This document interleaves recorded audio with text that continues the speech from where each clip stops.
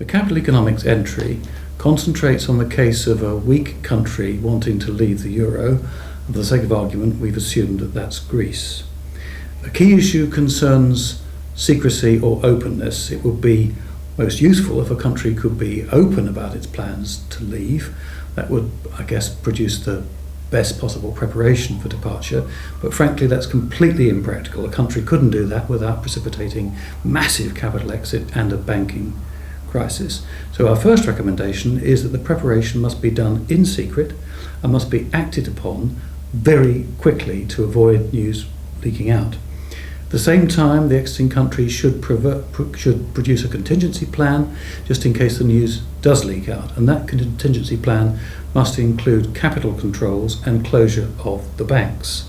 In any case, that will be necessary at some point when the announcement is made. We envisage probably the announcement occurring over a weekend, perhaps on a Friday night, to the effect that there's now going to be a new currency and all domestic monetary amounts are going to be redenominated into that new currency. For the sake of argument, let's call it drachma.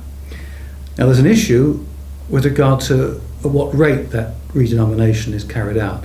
And we recommend that it should be carried out at 1-for-1. So where an amount previously was 1,000 euros, it simply becomes 1,000 drachma. That, I think, is most convenient. All sorts of domestic monetary amounts with which people will be familiar would continue with the same numbers. But it's absolutely critical to realise that the rate at which domestic monetary amounts are redenominated bears no relationship whatsoever to the whole question of competitiveness, which is central to this whole issue. 1-for-1 for domestic monetary conversion, but the exchange rate will be free to fall on the exchanges, and indeed it would, and it might well be that drachma would trade at 1.5-to-1, 2-to-1, we don't know, but the exchange rate should be left to fall, and that's what brings the injection of demand into the exiting country, in this case Greece. It instantly becomes more competitive. It's then able to improve its trading position with the rest of the world, and that after a period of time will bring some sort of recovery. Now, it won't be possible, if this is how things are done, to have new notes and coins available at the point of exit. And a lot of people have agonised over all this and thought that it's a significant problem. We're pretty sure it is not a significant problem. You could, of course, try to commission these in advance of the exit, but I think that would risk the news getting out. I'm pretty sure the news would get out, and you then run into these problems of capital flight and banking collapse. Our recommendation is that new notes and coins should only be commissioned at the point when the announcement of Greece leaving is made, and then it's possible to do without new notes and coin. We think for a number of months that will be necessary. For a start, these days, the majority of large transactions and virtually all business transactions are done electronically or with the use of various cards. That can continue with the new currency called drachma. For amounts that have to be conducted in cash, our suggestion is that it's fully acceptable to carry on using euros. So effectively there's a dual currency system in operation. There's small transactions euros with separate euro prices, and for large transactions conducted electronically or by card, it's drachma.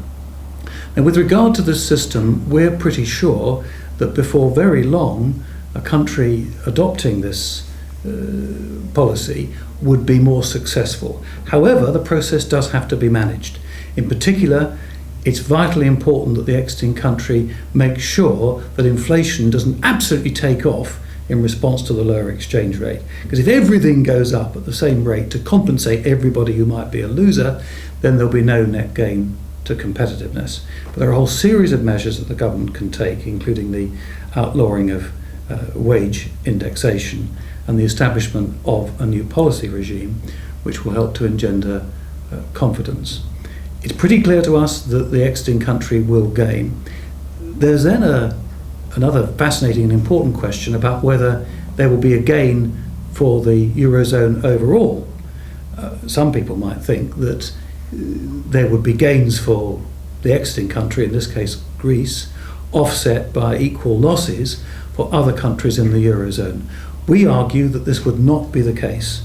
Essentially, the Eurozone is a system which keeps the peripheral countries, including Greece, uncompetitive and condemns them to many years of appallingly weak economic performance. Meanwhile, in the northern core countries, which are competitive, they're in a position where they can rely to an extent that's unhealthy on demand created elsewhere. That's to say, they run net export surpluses.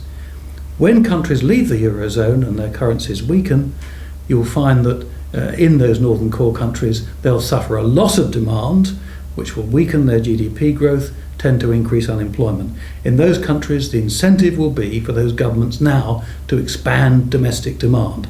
Putting those two sides together, increased competitiveness for the peripheral countries, increased domestic demand in the northern core, what you get is a net gain for the Eurozone as a whole.